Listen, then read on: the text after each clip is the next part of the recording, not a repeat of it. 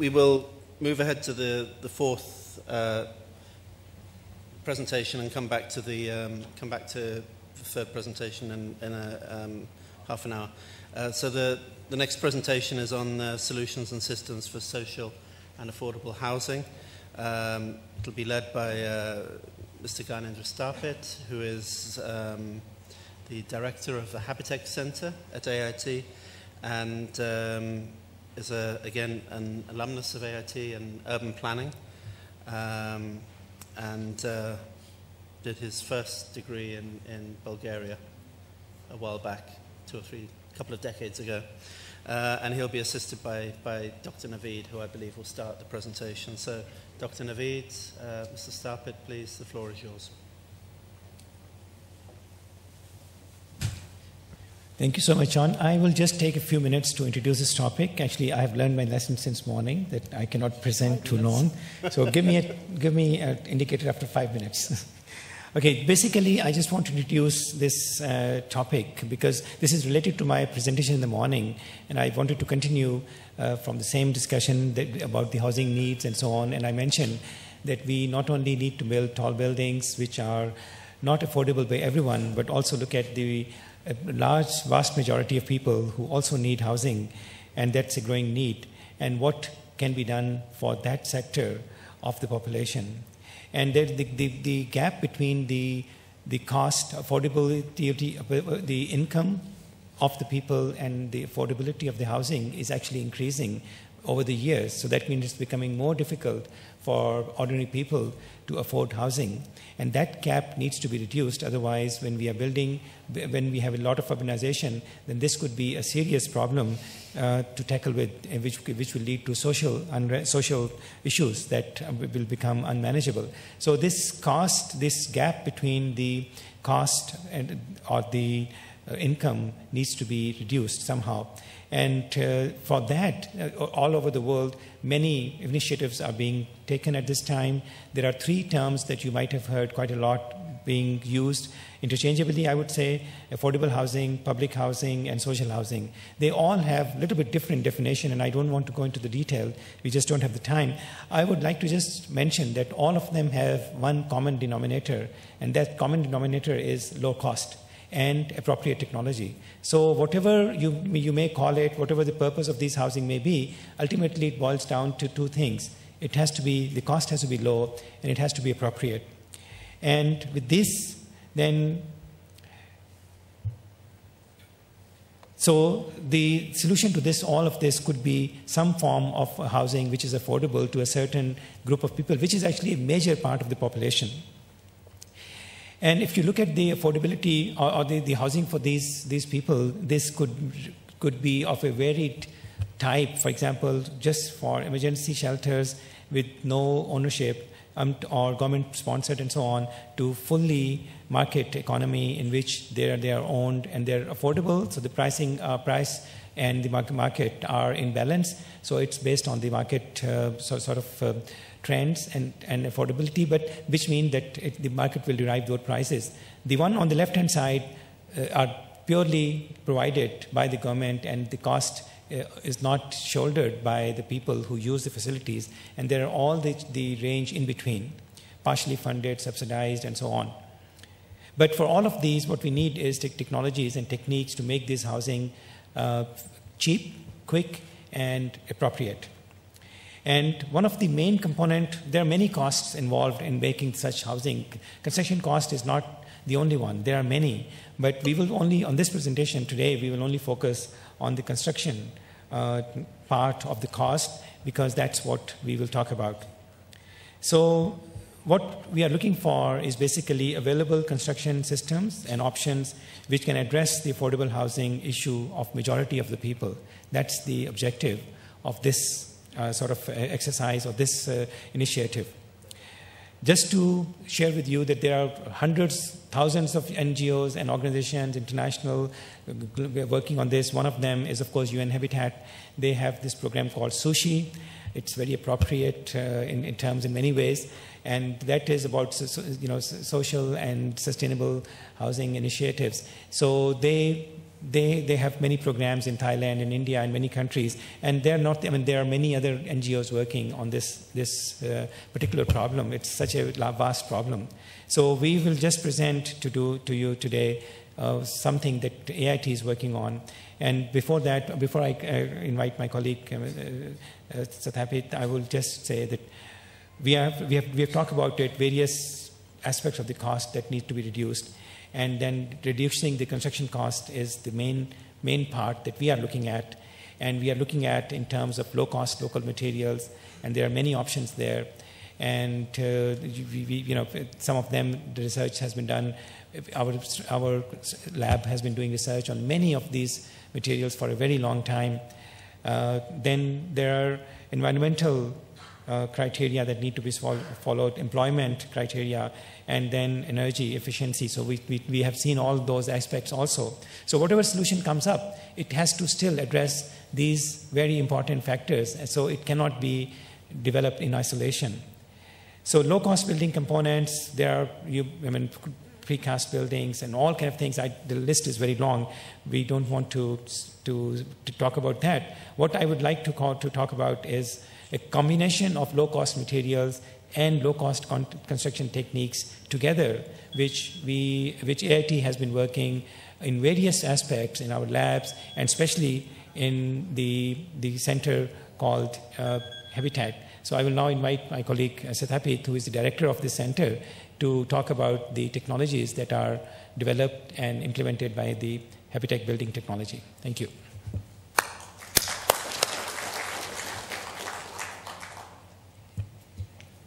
Take about 20 minutes. Thank you, Dr. Novid. Ganendra? About 20 minutes? Is that? Okay. I'll give you a signal then. Good afternoon, ladies and gentlemen. There are many housing systems available in the market, but I'm not going to talk about the other system. I'll focus only on the Habitat building technology. This system is developed at AIT, and this system, since establishment in 1989, this technology has been used in more than 200 small and large projects in most of the Asian countries, and also now starting in Africa and also in Pacific. Our focus always has been to research construction technology that can provide affordable and social infrastructure buildings, and to develop new building materials and equipment and the techniques for the construction sector that can sustain which can be environment friendly, energy efficient, and cost effective, and to disseminate the result of this research and development through various aspects, through demonstration projects, educational program, trainings, and publications. When we talk about the Habitat building technology, it has the complete components from the top to bottom, like interlocking bricks, which is specially designed for the walls, and concrete door and frames, that is also for the walls, and the concrete joist and the pans for the floors, stringer and treads for the staircase, and the micro-concrete roofing tiles for the roofing. This technology is, when we focus about this technology, our focus always has been three things. One is environment friendliness, energy efficiency, and the cost effectiveness. When in the beginning, when it was established, Habitat Center was established, we focused mainly on the low-cost housing. Now, we do not call it low-cost housing technology because people, when we talk about low-cost housing technology, people look at in this technology as an inferior technology. This technology is not inferior to any other technology, but cost-effective. Now, I will go one by one component. Let me start with the interlocking bricks. Interlocking bricks, by materials, it can be soil cement or concrete. when we call the soil cement, normally we have the pollution, I mean, from the brick industry, a big pollution in all the countries. Now, what we wanted to eliminate this pollution from the brick industry. So, from the production of the interlocking soil cement brick, we do not pollute, I mean, we do not create pollution from, the production. We don't need to burn the clay brick. We stabilize the clay soil with the cement, and we cure it for 21 days, and after 21 days you can use it for the construction purpose. And we also have concrete bricks. It is normally we use the cement and the stone dust. And by size, it is 30 centimeter by 15 centimeter and height 10 centimeter. And per square meter, you need 33.3 bricks. That means 100 bricks for the 3 square meter. And if we talk about the strength of the soil cement brick, normally it is between the 80 to 100 kg per centimeter square, which is much more higher than the normal burnt clay brick. Okay, you can compare by yourself how it looks like in comparison with the conventional masonry wall. As you see that you do not see any mortar between the 2 layers of bricks because it interlocks it has a positive and negative rocks, and it interlocks with this positive and negative. And we do not use the horizontal mortar. We have to use the mortar, but in comparison with the conventional system, we use on average only 7% mortar. And one of the type of the bricks in the interlocking also, we have the U-channel brick, which is used to eliminate beams and the lintels using the horizontal reinforcement and the vertical reinforcement. Why interlocking bricks? Because it can be produced at or near the site, so you don't need to transport from place to place. Because this brick can be produced by the simple portable manual presses, and which we have designed by ourselves. And the 2% can make 200 to 300 bricks in one day. And we always use locally available materials, whether it is a soil or in some place more sand, so we can use the sand also. With this system, we don't need to use the skilled labor. This is one of the major problems in the housing sector, that we lack. We don't have enough manpower, even masons. So with little training, we can use the unskilled labor. And it is environment friendly, as no need to burn during the production process. And since it is just like a Lego, simply think that it's like a Lego, and that's why it, because of the positive negative flux, it goes faster, and it shortens the construction time.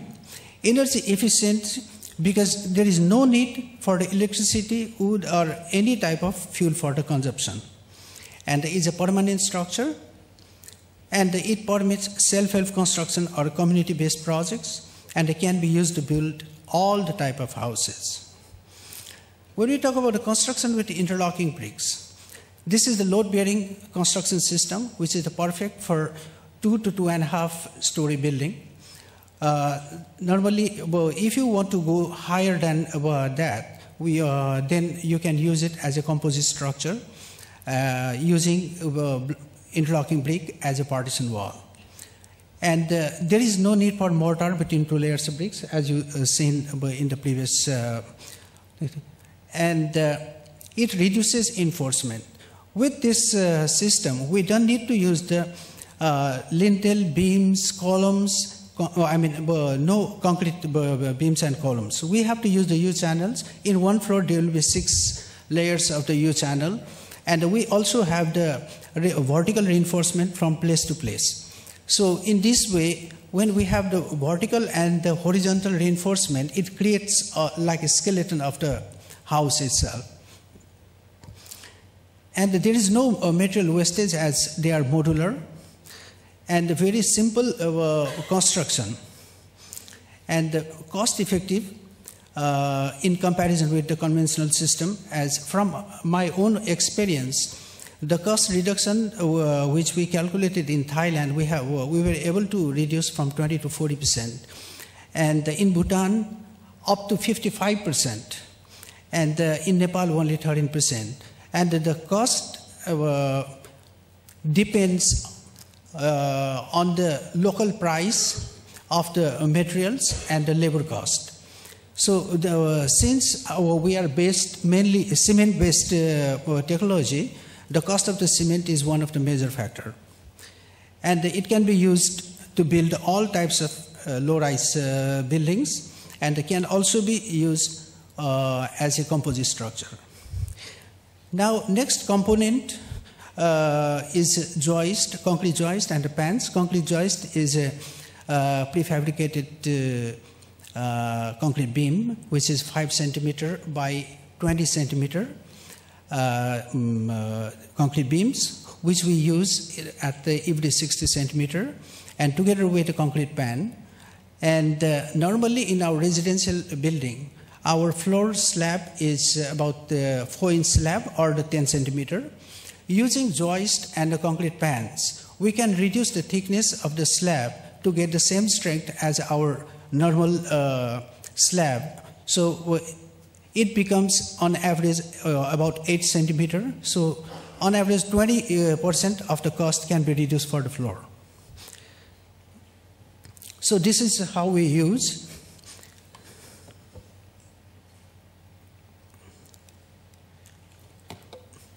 So in the first, you can use the joist, and you can use a concrete pan. Concrete pans are 60 by 60 centimeter. We, between the two joists, we put the concrete pan, and the joints are filled with some mortar. After that, we used wire mesh, 6 millimeter wire mesh, and after that, we cast into place the concrete. So in this way, we have the floor. So the joist also can be, if somebody doesn't want to, sorry, I'll go back once again. And the concrete pans, it can stay there, and it also eliminates the formwork. We don't need any formwork to cast the slab. Normally, the cost of the formwork is also very high. And the concrete pan stays in the same place, and later on we just paint on it, and it gives a good... and it can be also used as the prefabricated concrete planks and hollow panels. I will show you later, and in the coming some of the slides, you will see how we used in the real housing projects. Next component is the concrete door and window frames. And all the fixtures is fixed during the casting the frames, and but later on it grouted with the together with the bricks. Another component is the concrete staircase. It has the stringer and the threads. So stringer for the arms and the threads for the steps. And the threads can be two types. One is open, as you can see here, and we also have the closed one. So all those components are prefabricated on the site. The next one is the micro-concrete roofing tiles. This is very light, 25 by 50 centimeter size, and the weight is very light, 2.2 kilo. So per square meter of roof, you need 12.5 tiles. That makes 27 kg per square meter. So it doesn't need the heavy roof structure, so it is very light. And it also has a nib wire, which is tied with the battens, and which can withstand that this roof will 200 kilometer per hour wind that is designed. So as a whole, Habitek building system, it is one of the example. You can see the micro roofing tiles on the top, concrete doors and windows, concrete pan and the joists, windows, is one of the example we have. So where we can use it? We can use it in all types of buildings, low-rise buildings, residential building, school buildings, health clinics, office buildings, resort villas, and these are some of the first one is the residential areas in Chiang Mai, and the second one is EIT International School inside EIT, and that one white is the Malaria Center in Laos, Aquaculture Outreach Building inside EIT, and the Chumpon Cabana Resort in the South Thailand, and this is the post-tsunami rehabilitation project in Phang. So some of the example of the residential buildings in Chiang Mai. This is also in Chiang Mai. This is in Ban Nam Khem in Phang for the tsunami victims. And this is in little bit luxury houses in Phuket and Minburi. So some of the example of the school buildings, this is primary school in Laos. This is supported by JICA at that time. And the German school in Chiang Mai. This is primary school in Nepal. This one also supported with the Japanese ODA fund. And this is the EIT International School. And this technology has been used in many places. And one of the biggest project was in Myanmar. Since we have many distinguished guests from the Myanmar, I would like to show especially those pictures. And after Cyclone Nargis, UNICEF Myanmar has requested us to provide this technology to build primary schools in the Delta area, because Cyclone Nargis has destroyed all the schools buildings there. And we went there, I and myself, and we checked what we can do.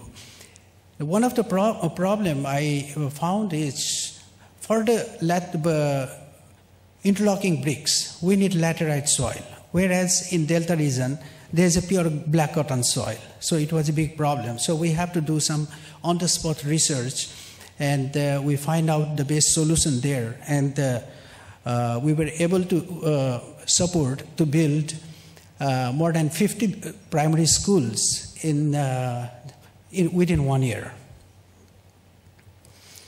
So in 2009, first schools were supported by Oxfam Novib, and the 3 schools supported by Sitagu International Buddhist Association. And between June 9 and June 10, within 1 year, 45 schools were built by UNICEF Myanmar, and 3 schools until then. After that, many buildings are already come, but I still don't know, because we already provided the technology. Our Meta Foundation is also working on that part. So some of the other buildings, this is the health clinic, Malaria Center in Laos, and health clinic in Indonesia, Bandung. This is the Aquaculture Outreach building, office building. This is Chumpon Cabana Resort, 3-story, 3 buildings, total 108 room resort. And this is in Khao Lak. This one is also coming after tsunami. So total 8 houses, 1-story houses in the Khao Lak area. One of this project was in 1991. And this is together with the Department of Forestry of Thailand and also Royal Thai Army. Total, 400 square meter of land and 1 house was given to the local villagers by His Majesty the King. So they were very poor and they don't have anything. And one of the program was the reforestation project in Khao Ko. So total 150 houses were built. 50 houses in each 3 hills. In the beginning, you can see at the rightmost, there was no greenery at all. But after 3 years after this project, I went there and see it was completely green already. This is one of the remote areas. This is almost border to Laos. You can see the figure. So except labor cost, this is the lowest cost which we ever built. About $20 per square meter, which is impossible to say. At that time, when the price was 25 baht per square, $2. So total 1,300. And this one is the recent, not so recent, in 2007 and 2008. After tsunami, in Bandam Kem village of the Phanga district, total 56 houses were built and 1 community houses. You can see the cost also here. Total budget given by the EU per house was 260,000. And in the beginning, we planned to build only basic unit. But since we were able to we still saved a lot of money, and we started to add more and more components. And you can see much better, the house. So this is inside the house, you can see, with the 256,000. The first one at the corner, this is kitchen cum dining, the bathroom, the living room on the ground floor. On the first floor, in the middle, there was a staircase, and on both sides, there are 2 bedrooms. So total was 37 into 2, 74 square meter of house. And the total cost was about $7,500, which is almost 70% reduction from the market price. Normally in the Thailand right now, it is about 10 to 12,000 baht square meter. So I always say in Thailand, if we have to build something with not fancy, but a nice house with the cost reduction of 20 to 40 minimum. Take about 3 minutes. Okay, finished. This is the last slide. In 1994, we received the Matsushita Memorial Prize from the Japan Housing Association for our effort on housing. In 96, we were recognized in the as a best practice award. In 2008, our post-tsunami rehabilitation project was awarded the best community housing project in Thailand. Thank you. If you have any questions, you are most welcome.